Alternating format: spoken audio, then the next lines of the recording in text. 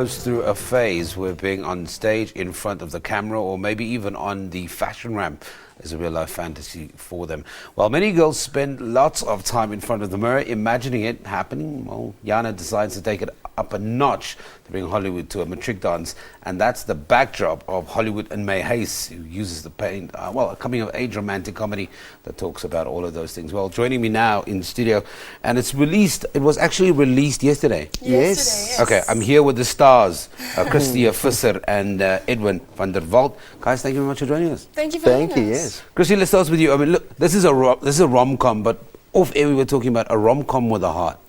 Yes. Look, in its essence, it is a rom-com. That's, but there's so much more to it. The themes are so much deeper. I think the relationship between Jana and her parents, for instance, is one with so much heart and life, and it's so real to I think how most teenagers feel and how most parents feel, where you want your child to succeed, but you're not quite sure how to help them. So yeah, it's a rom-com with a heart, and I think it shows. Essentially, this movie is about a dream. Edwin, just enlighten our audience just a little bit about what HollyWood and Huis is all about. Well, it's about Jana van Tonner, which is the girl who sees Charlize Theron back in 2004 that wins the Oscar, and she really wants that exact moment on her matric farewell on that night. And it's about dreams. She really wants the perfect guy to go along with the dress she wants, and then You're the perfect guy. Well, you know. You would like to be. Yes, and the character I play, Fricky, is the best friend who will do anything to help, get that perfect Was night. a secret crush. Well, it is a secret crush, so he's in love with her, but she doesn't know that.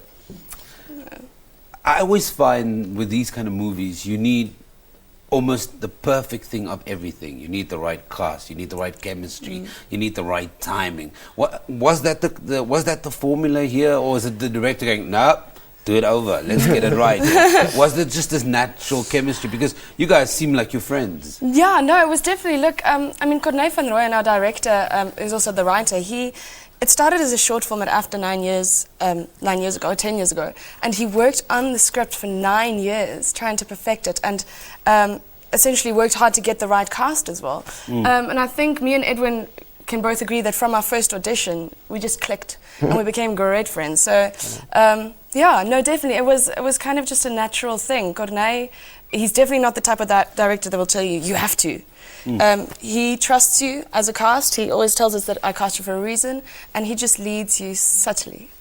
So Edwin, why do we love these films? Because, not to draw comparison because there isn't any similarities, but I remember how well Bakka did. And Belade vir Enkeling is close to 8 million. We seem to love the South African story, which is a real story. Yeah. There are South African kids with real dreams. Exactly, but that's why we say, like, in HollyWood Maze, there's so many people that's going to relate to it. I mean, it's not just for the matrics or the younger generation, even the older generation. The whole story between the mother and the father is such a beautiful thing, which I think most parents are going to relate to as well. I mean, everyone had the matric farewell. Everyone knows it didn't go perfectly, and they all had dreams of a perfect night, and it's just about that. Talk to me about Frikkie, the character. Yeah, Frikkie. In Afrikaans, that's not usually a good thing to be called a Frikkie. But this guy is actually, he's something more than just a Frikkie. He's an old soul, a bit of a rebel. We talked about it. He's a bit of a nerd mixed with James Dean. And he's a weird character, but with a lot of character.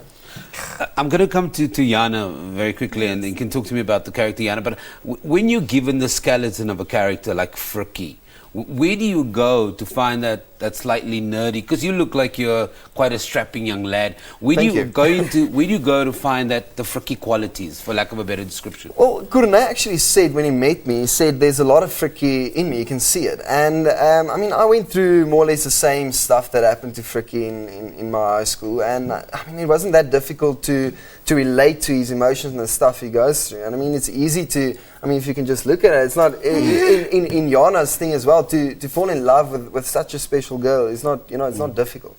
So Frikkie is a champion, man. Jana, your character, Jana. Talk to me about that, because there's the skeleton that's given, and it's a deep, thoughtful character that also has ambition and all those other things. Where do you go to develop that character? I mean, look, Jana is, she's, I think, a part of every single girl in the world. She feels like she doesn't get seen, she doesn't get noticed, and all she really wants is to have that glory moment, even if it's just for one night. And also the ambition and the dreams, it wasn't very hard for me to just jump into Jana because I was that just a few years ago. Okay. I'm still that. Yeah. I'm still a dreamer, I'm still a hopeless romantic, and yeah, no, I think because Jana is such a big part of me, I think every character that you play, there's a little bit of yourself in it. But Jana is quite a big part because we dream the same dreams. And I think the fact that she's got this little bit of a dysfunctional family and everything doesn't always come her way is how every teenager feels at that stage. So, yeah, it wasn't that difficult, but it was But this is fun. ultimately going to resonate with a lot of young people. Yeah. Yes, definitely. Look, I mean, but as he said also, with older generations as well, and younger, even like little kids, because it's the type of story that you know that the matric farewell is, for everyone, it's a big deal. Whether you enjoyed it or not, it was a big deal. It's something you're never going to forget. Yeah. Comedic timing, does comedy come in naturally? Because there has to be an element of comedy, whether it's over the top or subtle, there has to be some timing to it. I think Corneille also, I mean, he's a very interesting guy himself, and his comedy timing is also very good. And I think he casted very well. Lo Venter is also playing it, which is, I mean, a comedy genius, and his timing is perfect. But I think also being very relaxed and him leading us made it so much more easier to just hit the spots, and it wasn't that difficult later on. But it's also real comedy more than it is over the top slapstick comedy. It's real life moments and things that happen. And the funniest things that happened in the film is actually things that wasn't planned. Yeah. Okay. It just happened and then put it in the film. So, Christia, the movie came out yesterday. We are hoping to break box office records. Yes, please. It's available where? Everywhere in Ster-Kinekos, new metros, all countrywide. Okay, Ballada did 1.7 in its first week. You're trying to do? 2. Go, okay. South Africa, let's help Go, them go, break go, 2. go, go. Okay, 2 million at the box office. Okay, that's Christia Visser and Edwin van der Walt. They are the lead actors in the latest SABC screen release titled HollyWood in my Huis. Everybody's going to watch it. The movie's on circuit around the country. Since yesterday, family, friends, opa, uncle, you all go together. Go get the popcorn, go get the cool drinks. We take an ad break again. Anyway.